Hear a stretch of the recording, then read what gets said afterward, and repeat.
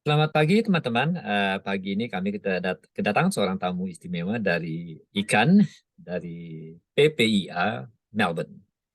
Selamat pagi Mbak Victoria, apa kabar? Saya baik, Pak Anton. Apa kabar? Terima kasih atas undangan Bapak untuk hadir di Good Morning Indonesia with Poetry ya. Ya, betul. Terima kasih. Pertama kali kami ingin menanyakan ya, seperti pepatah kata orang Indonesia, manusia berencana, Tuhan memutuskan. Seberapa Ya, banyak pepatah ini berlaku dalam kehidupan Mbak Victoria sendiri? em, itu sangat berlaku sih, Pak, sebenarnya. Tapi dalam kehidupan saya harus bilang bahwa em, manusia tidak berencana sama sekali. Em, Karena sebenarnya kan keluarga saya mereka telah melalui beberapa tahap rencana. Aha, Dari dulu kami selalu tahu kami ingin keluar dari Indonesia ya. aha, Kayak pertama kali sebenarnya kami ingin pindah ke Belanda, terus ingin pindah ke negara lainnya, mungkin Inggris atau Singapura. Tapi akhirnya sekarang kami di Australia dan kayaknya seperti kebanyakan tamu Pak Anton, kami hanya tiba di Australia secara kebetulan sih. aha, aha. Mhm, ya. Kemudian ini ikan ini bagaimana ceritanya? Sejarah berdirinya ikan, nama yang unik ya. Ikan, orang langsung Mhm. ingat ikan gitu ya. Bagaimana ceritanya sampai Victoria terlibat dalam kegiatan seperti ini? Jadi sejarah ikan, ikan sebenarnya didirikan 10 tahun lalu sih. Jadi ikan didirikan 10 tahun lalu. Jadi ikan adalah singkatan dari Ikatan Australia Nusantara kan. Jadi dari Ikatan Australia Nusantara kami pikir, nah itu judul yang pas karena ikan memang bertujuan untuk mempererat hubungan antara orang Australia dan orang Indonesia berbasis people to people. Nah, karena basis itu yang membuat ikan sebuah program yang sangat istimewa. Eh, Kalau tentang keterlibatan saya dalam program ikan itu juga kalau itu juga mengingatkan pepatah itu yang Pak Anton sebutkan tadi sih, karena saya juga terlibat dalam ikan secara kebetulan. Karena pertama kali saya apply untuk posisi di PPIA cabang Victoria, saya tidak memikirkan ikan sama sekali. Aha, Saya sebenarnya ingin apply untuk posisi manajer proyek untuk Cultural Day atau program lainnya. Tapi karena saya kenal Presiden PPIA Quincy dan dia bilang kepada saya, Victoria, saya punya program ini ikan dan saya pikir ini sangat cocok untuk kamu. Terus saya pikir ya oke, suaranya menarik. Saya coba aja deh. Dan saya aha, sangat senang saya milih arah itu. aha. Kira-kira apa, kenapa PPIA mengatakan cocok sekali dengan Victoria? Apa, latar belakang apa yang ada sampai mereka mengatakan kata-kata tersebut? Kata-kata tersebut karena pertama kali saya ketemu dengan Quincy itu kita diperkenalkan oleh salah satu temannya dan Quincy dan saya kita ngobrol panjang lebar tentang budaya Indonesia Mhm. dan bagaimana kami berdua sangat mencintainya. Karena sebenarnya kan dari dulu, sebenarnya bukan dari dulu, baru tahun lalu saya benar-benar mulai mencintai budaya Indonesia, sehingga saya mengambil jurusan Indonesian Studies di Melbourne Uni, dan Aha, jadi sekarang saya punya kecintaan yang sangat kuat untuk sastra Indonesia, bahasa Indonesia, mhm, budayanya dan lain sebagainya. Dan karena menurut Quincy dia memperhatikan itu kayak kecintaan saya yang sangat kuat. Dia pikir, nah Victoria itu yang cocok untuk program ikan. mhm. Menurutnya. Iya. Kemudian pergeseran ya seperti tadi disebutkan bahwa budaya Indonesia itu baru ada rasa kecintaan itu setelah keluar dari Indonesia. Iya, betul, Nah, betul ya, banget. ya. Iya, betul Waktu banget. di Indonesia, bagaimana pergeseran itu terjadi? Bagaimana prosesnya? Bisa diceritakan? Oh, prosesnya rumit banget, Kak. Eh, eh, prosesnya rumit dan panjang sekali, tapi cerita pendeknya kan, waktu saya masih di Indonesia, saya tidak mempunyai perasaan sekuat ini. Kayaknya saya tidak membenci atau mencintai Indonesia. Saya merasa kayak biasa saja, wes. Tapi keluarga saya, karena keluarga saya keturunan Tionghoa, saya dari keluarga peranakan, dan keluarga saya adalah salah satu keluarga yang mengalami diskriminasi yang cukup parah di Indonesia. Dan itu merumitkan hubungan kami dengan Indonesia. Dan karena mama saya dari dulu dia bercerita tentang diskriminasi yang dialaminya dan oleh komunitas kami di Indonesia, saya mungkin yang muncul di hati saya adalah perasaan apa ya, keasingan di Indonesia. Jadi dari dulu mama saya selalu bilang, oh kami keluarga peranakan, jadi kami bukan Cina murni, tapi kami juga bukan orang Indonesia murni. Iya, Jadi iya. jadi perasaannya cukup ya ya campur aduk sih Pak, itu yang cara yang paling tepat. Itu istilah yang paling tepat maksud saya. Tapi waktu baru saya tiba di Australia, baru saya lebih menerima keindonesiaan saya. Saya merasa lebih Indonesia di Australia daripada di Indonesia sendiri. Iya. Karena tahun lalu, karena untuk lama sekali saya kayak keluarga kami kayak merasa kayak kami kayak terasing dari komunitas Indonesia, atau mungkin kami juga mengasingkan diri dari komunitas yang bukan etnis Iya. Tionghoa. Baru tahun lalu saya merasa kayaknya mungkin karena saya sudah menetap di sini untuk 5 tahun, jadi cukup lama saya merasa Iya. kerinduan untuk Indonesia. Iya. Jadi ya saya mulai membuka diri kepada Indonesia, mulai berbaur dengan orang Indonesia lagi, dan saya akhirnya merasa kayak, oh sebenarnya orang Tionghoa bisa diterima ke dalam Indonesia, dan saya merasa sangat beruntung. Saya merasa kayak saya diterima sebagai orang Indonesia di Australia. Iya, memang proses untuk mencintai Indonesia itu untuk masing-masing individu Indonesia bermacam-macam ya. Jadi Iya, setelah kita keluar dari Indonesia, kita bisa melihat kekurangan dan kelebihan Indonesia itu. Ya. betul. Betul kita tinggal di satu rumah, kalau kita di dalam rumah, kita tidak melihat bentuk Indonesia itu. Setelah Ya, kita betul. keluar, baru kita bisa melihat bentuk Indonesia yang sebenarnya. Ya, betul banget, Pak. Ya. Dan dan itu betul karena maaf Pak, tapi saya cuma mau bercerita sedikit tentang salah satu dosen saya. Mhm.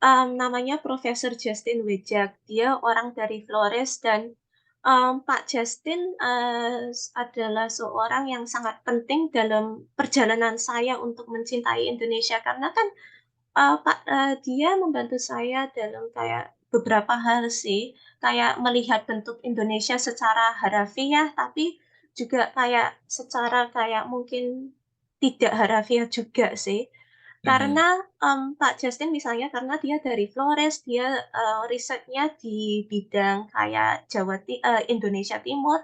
Waktu Mhm. saya masih di Indonesia kan saya dari Jawa Tengah, saya hidup di Bali untuk kayak untuk waktu singkat saja. Jadi saya tidak memikirkan betapa luas negara Indonesia, ya betapa luas Nusantara Indonesia. Tapi sekarang karena saya mulai belajar Indonesia kayak benar-benar mempelajarinya secara dalam, saya pikir, oh itu kan ya memang ada pulau-pulau lainnya, kayak ada Flores, ada Nusa Tenggara, ada kayak Sumatera, ada Kalimantan, ada Makassar. Jadi baru sekarang saya mulai pikir, oh orang dari situ mereka berpikir seperti apa ya. Iya. Jadi saya lebih penasaran tentang mereka, karena kan mereka juga orang Indonesia, orang saya sendiri Iya. meskipun bukan Jawa. Dan juga mungkin bentuknya sekarang saya juga mulai mempelajari sejarah Indonesia lebih dalam. Kayak misalnya di ranah atau di bagian diskriminasi terhadap etnis Tionghoa, sekarang saya tahu sejarah itu bukan hitam putih sama sekali. Aha, aha. Dan menarik sekali ya, artinya sebenarnya kalau dilihat lebih dalam ya, orang Indonesia itu kadang-kadang, rasis, tapi tanpa sadar seperti kata-kata, "Ah, kamu Padang, Padang bengkok," gitu ya. Atau kalau orang Iya, Batak itu kalau apa, sendiri main gitar, berdua main catur, bertiga rampok. Itu sebenarnya kalau dilihat secara lebih dalam, sebenarnya itu rasis ya. Tapi kita iya tidak sadar, rasis. Iya kita tidak betul, sadar. Saya sendiri juga mengalami setelah keluar dari Indonesia, kita bisa melihat kekurangan dan kelebihan Indonesia. Nah, mengenai betul. budaya sendiri, saya pernah ngobrol dengan Tim Lindsay ya, profesor dari Melbourne Uni juga. Saya bilang, kenapa Anda mencintai Indonesia? Dia bilang karena budayanya. Iya, Jadi betul-betul memang Indonesia suatu negara, suatu negeri yang betul-betul kaya. Bahasa lebih dari 100 ya. Dialek lebih dari 468 kalau menurut penelitian terakhir ya. Jadi Indonesia mhm. betul-betul satu negara yang unik dan bisa menjadi satu negara. Itu jasa-jasa Soekarno dan teman-temannya pada waktu itu ya. Iya betul. Ya. Terus gimana Victoria menjelaskan rasa kebangsaan setelah keluar dari Indonesia itu jauh lebih besar dibandingkan waktu kita di Indonesia. Bagaimana bisa dijelaskan Mmm. mengenai hal ini? Kayaknya kan seperti, Pak Anton sebutkan tadi atau mulai bicarakan tadi, kan, kadang-kadang waktu kami di Indonesia dan mungkin juga, waktu kita di Indonesia atau mungkin juga, barangkali bahkan kita di luar Indonesia, kita berlaku atau berbuat dengan cara yang tidak sadar. Jadi kita tidak menyadari bagaimana kita berbuat atau memperlakukan orang lain. Dan mungkin karena di Indonesia kan kita cuma hidup di sana kan. Kebetulan kita mempunyai diskusi ini kayak di kelas beberapa hari lalu di kelas Pak Justin, dia Aha, juga bilang dia baru sadar tentang keindonesiaannya waktu dia di Australia kan. ya, Waktu di Indonesia kita selalu ditanya, "Oh, kamu di mana?" Terus saya bilang, "Oh, saya dari Semarang, saya dari Jawa Tengah." Terus kita bilang, "Oh ya, itu biasa biasa saja." Karena kita kan di Indonesia, tapi baru di ya, Australia. Karena kan kita ditanya itu oleh kayak orang-orang kayak orang asing ya, orang bule, dan ya, mereka kan tidak tahu Semarang tuh di mana, Flores tuh di mana, kan mereka tidak tahu. Jadi kita terpaksa bilang, "Oh, kita dari Indonesia." Jadi itu kayak itu salah satu alasan yang memperkuat perasaan kebangsaan kita menurut saya. Dan aha, juga karena ini juga diangkat sebelumnya bahwa Indonesia memang sebuah negara yang unik. Indonesia merupakan kayak salah satu negara yang paling beragam di dunia dan karena itu di Indonesia kita tidak melihatnya, karena kita kan cuma biasanya jarang sekali orang Indonesia sendiri bisa kayak menelusuri negara mereka sendiri kan. Jarang sekali mereka bisa mengelilingi negara mereka sendiri. Mungkin ya, itu karena masalah uang atau keterbatasan lainnya. Tapi baru di Australia kita bisa, karena dari luar kita tidak di dalam lagi. Kita baru lihat, Kak, oh oh ini memang kayak kita baru tahu lebih banyak tentang Sulawesi, tentang Kalimantan, tentang Sumatera, karena itu membuat kita lebih penasaran juga. Jadi kita bisa melihat sekarang gambar besar itu sebenarnya apa Indonesia. ya. Jadi tadi disebutkan Pak Justin Wejak ya, saya juga kenal beliau ya. Iya, Artinya bahwa iya, orang-orang Ambon pun mungkin merasa dibedakan ya. Orang Padang iya, pun kalau dilihat secara lebih dalam, tapi sekarang setelah kita keluar dari Indonesia, kita betul-betul mencintai Indonesia itu betul-betul dari hati ya. Kita berbuat iya, sesuatu untuk Indonesia ya. iya, betul. Ya. Kemudian bagaimana ikan tanggal 27 bulan ini ya, Mei itu ada acara ikan ya. Itu Iya, tolong betul. ceritakan sedikit tentang acara ini. Oke, so acara ini namanya Indonesian Literary Symposium. Nah, Indonesian Literary Symposium nanti akan diadakan pada tanggal 27 Mei, hari Sabtu, dari jam 11 pagi, waktu Australia, sampai jam 5 sore. Dan itu juga akan dilaksanakan di tempat Ruang Bhinneka di KJRI di Melbourne. Dan ini, dan yang informasi penting adalah bahwa acara ini juga akan dilaksanakan secara hybrid. Jadi baik orang Australia maupun di Indonesia bisa gabung lewat Zoom. Dan juga orang-orang yang berada di luar Victoria ya. Dan Indonesian Literary Symposium Pak, ini bukan hanya acara akademis ya. Jadi ini bukan sebuah simposium yang hanya merupakan kayak pembicaraan akademisi, tapi juga menggabungkan kayak pembacaan sastra dari beberapa penulis Indonesia. Jadi, dan acara ini juga akan dilaksanakan oleh PPA Victoria in partnership dengan AYA Victoria, jadi Australia Indonesia Youth Association of Victoria ya. Dan simposium ini sebagai manajer proyek saya membuatnya bukan hanya pembicaraan akademisi, tapi juga menggabungkan pembacaan dari penulis karena saya benar-benar ingin mengembangkan kecintaan untuk sastra Indonesia. Seperti Pak Anton katakan tadi, baru di Australia kita mencintai Indonesia dari hati. Nah, saya ingin para hadirin untuk mencintai Indonesia dari hati pula. Dan menurut saya kita bisa menyentuh hati mereka melalui sastra Indonesia yang sangat beragam, yang menampilkan keberagaman Indonesia dan juga menunjukkan bahwa bahasa Indonesia adalah sebuah bahasa yang sangat indah. Ya.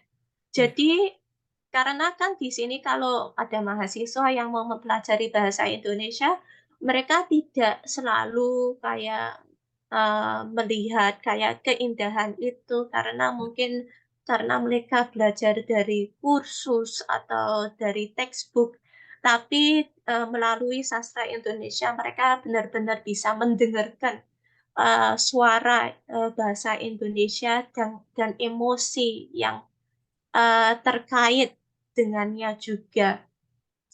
Jadi iya, dan dan daftar pembicara kita juga sangat sangat istimewa. Ada beberapa tamu yang kita sangat hormati dan mereka adalah Pak Harry Aveling dari Monash, Ibu Barbara Hadley dari Monash University, Ibu Yasinta Kurniasih dari Monash University, terus ada Ibu Asri Saraswati yang akan bergabung melalui Zoom. Dan dia adalah Kepala Studi Program Bahasa Inggris di Universitas Indonesia. Jadi kita sangat beruntung bisa mendapatkan beliau sebagai tamu. Terus juga dua tamu terakhir kita adalah Mas Tio Ardianto. Dia juga seorang penyair dari Yogyakarta.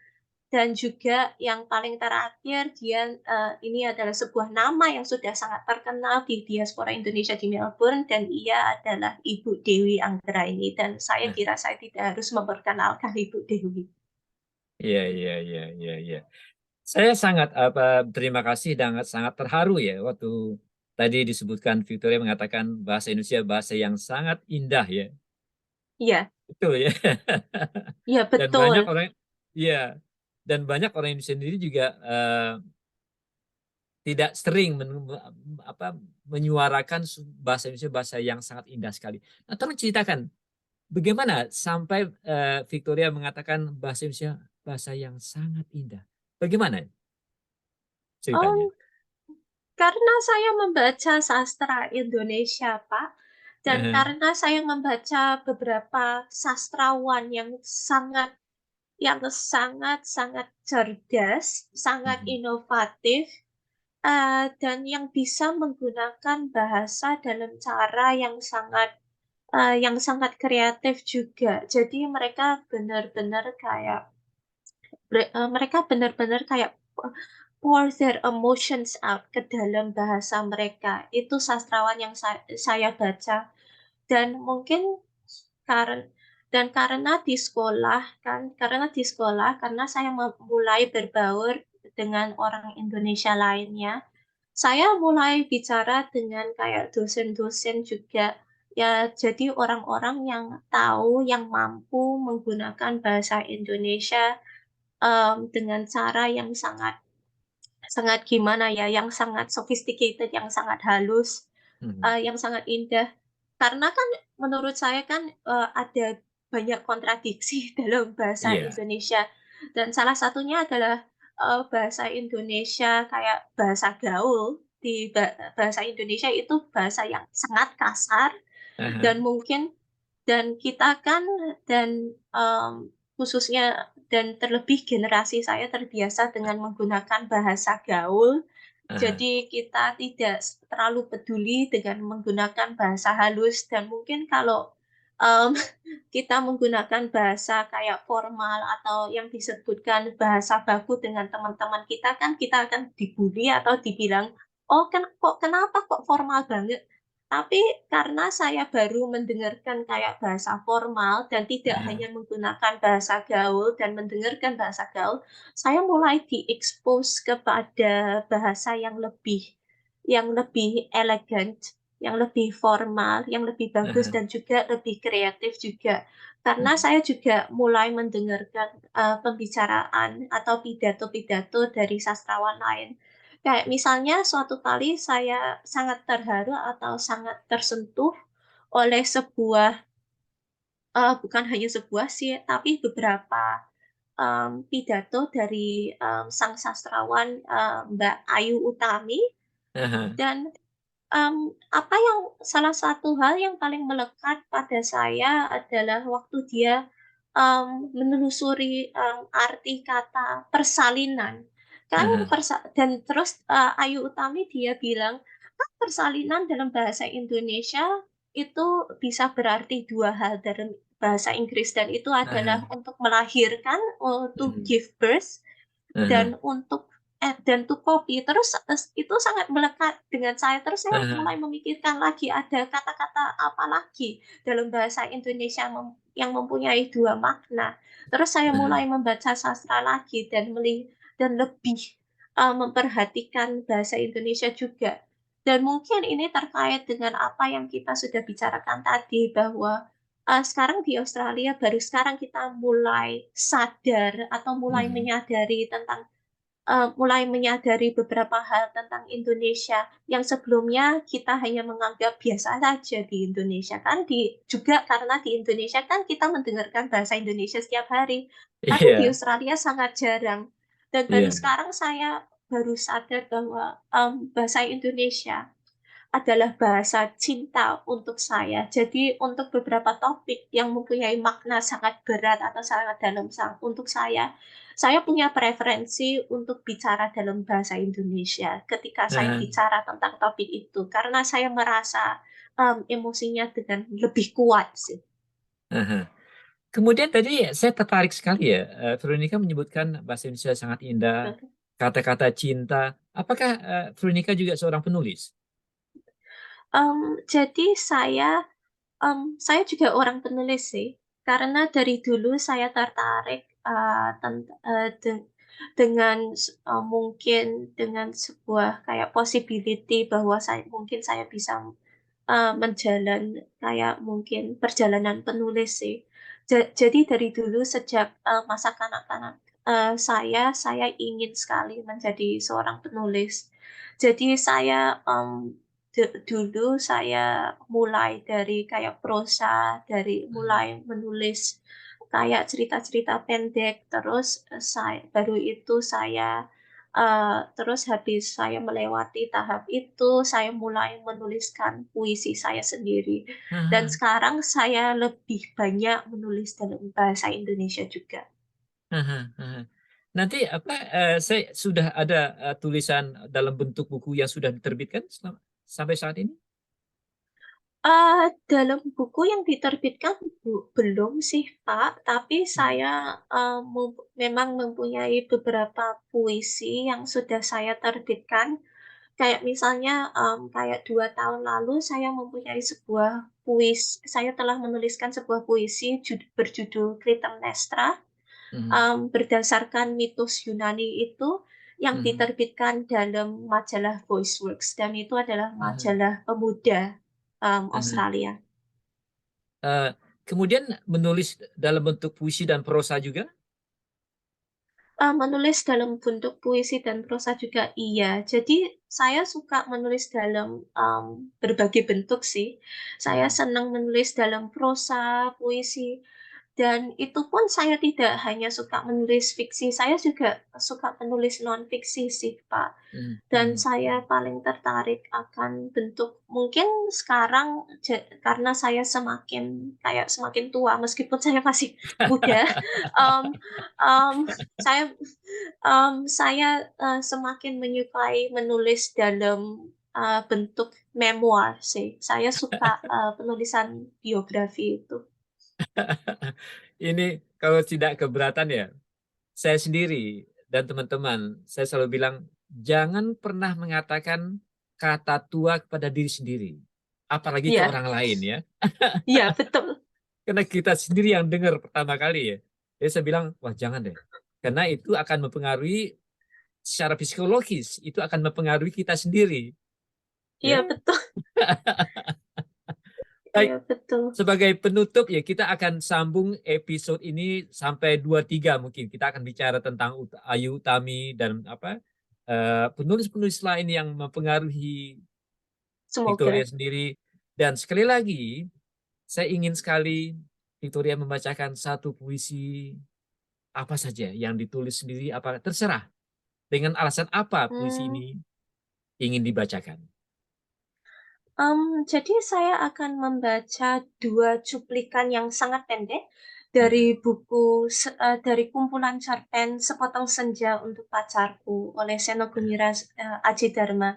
Dan Ah, saya pilih, 2 cuplikan ini karena Seno Gumira Aji Dharma adalah seorang sastrawan yang sangat saya kagumi dan hormati karena, Pak Seno menurut saya dia juga menunjukkan kontradiksi dalam iya, keindonesiaan atau budaya Indonesia. Karena kan Pak Seno secara pribadi ya, jadi iya, saya tidak mengetahui beliau secara dalam, tapi ketika saya menonton wawancaranya atau mendengarkan wawancaranya, dia bicara dengan cara yang sangat casual, sangat informal, jadi dia iya. biasa saja. Tapi Ah, ketika kita, membaca penulisannya, wah dia mempunyai kemampuan yang sangat hebat untuk iya, menulis kalimat-kalimat yang sangat puitis dan sangat mengharukan. iya. Jadi Silakan. oleh karena itu saya membacanya. Jadi cuplikan pertama, adalah, mmm, mmm, "Kukirimkan sepotong senja ini untukmu Alina, dalam amplop yang tertutup rapat dari jauh, karena aku ingin memberikan sesuatu yang lebih dari sekadar kata-kata. Sudah terlalu banyak kata di dunia ini, Alina, dan kata-kata ternyata tidak mengubah apa-apa. Aku tidak akan menambah kata-kata yang sudah tak terhitung jumlahnya dalam sejarah kebudayaan manusia, Alina. Untuk apa? Kata-kata tidak ada gunanya dan selalu sia-sia. Lagi pula, siapakah yang masih sudi mendengarnya? Di dunia ini, semua orang sibuk berkata-kata tanpa pernah mendengar kata-kata orang lain. Mereka berkata-kata tanpa peduli apakah ada orang lain yang mendengarnya. Bahkan mereka juga tidak peduli dengan kata-katanya sendiri. Sebuah dunia yang sudah kelebihan kata-kata tanpa makna. Kata-kata sudah luber dan tidak dibutuhkan lagi. Setiap kata bisa diganti artinya, setiap arti bisa diubah maknanya. Itulah dunia kita, Alina. Kukirimkan sepotong senja untukmu, Alina, bukan kata-kata cinta. Kukirimkan padamu sepotong senja yang lembut dengan langit kemerah-merahan yang nyata dan betul-betul ada dalam keadaan yang sama seperti ketika aku mengambilnya saat matahari hampir tenggelam ke balik cakrawala. Dan ini cuplikan kedua bukan dari sudut pandang Sukap, tapi dari sudut pandang Alina. Dan ini adalah 10 tahun lama tukang pos itu mengembara di dalam amplop. Kita tidak pernah tahu apa yang dilakukannya di sana. Apakah dia kawin, beranak pinak, dan berbahagia? Atau selama itu dia hanya duduk-duduk saja memandang matahari terbenam dengan perasaan kehilangan? Sementara langit yang tadinya merah keemas-emasan perlahan-lahan menggelap kebiru-biruan. Aku juga tidak tahu bagaimana caranya menikmati senja di dalam amplop Sukap, sebuah ruang yang sungguh-sungguh terdiri dari waktu. Apakah waktu bisa diulang atau bagaimana? Aku belum pernah memasuki senja di dalam amplop. Atau apakah di dunia ini sebetulnya seperti amplop ya Sukap, di mana kita tidak tahu apa yang berada di luar diri kita, di mana kita merasa hidup penuh dengan makna, padahal yang menonton kita tertawa-tawa sambil berkata, ah, kasihan betul manusia. Itu sudah selesai. Luar biasa, terima kasih. Dan puisinya? Terima kasih. Puisi saya sendiri. Puisi saya sendiri sebenarnya saya kayak melihat saya tidak punya puisi saya sendiri yang saya Aha, bisa bacakan karena mungkin tidak ada puisi yang saya telah tuliskan yang cukup tepat untuk dibacakan sekarang. Jadi mungkin waktu oke. berikutnya. Ya, Tapi baik. saya memang ya, tapi kalau Bapak ingin saya baca sebuah puisi, saya bisa baca dari Sapardi Djoko Damono, Silakan. sebuah puisi. Yang mana ya? Jadi mungkin mungkin saya akan membaca em, Anak Kecil dari Sapardi Djoko Damono. Jadi ini puisi yang sangat pendek. Anak kecil itu melihat sekuntum bunga mengembang, dan itu sudah cukup baginya. Bunga memang mengembang, hidup. Anak kecil itu tidak sedang memandang matahari yang konon menyebabkan pohon itu membiarkan bunganya mengembang.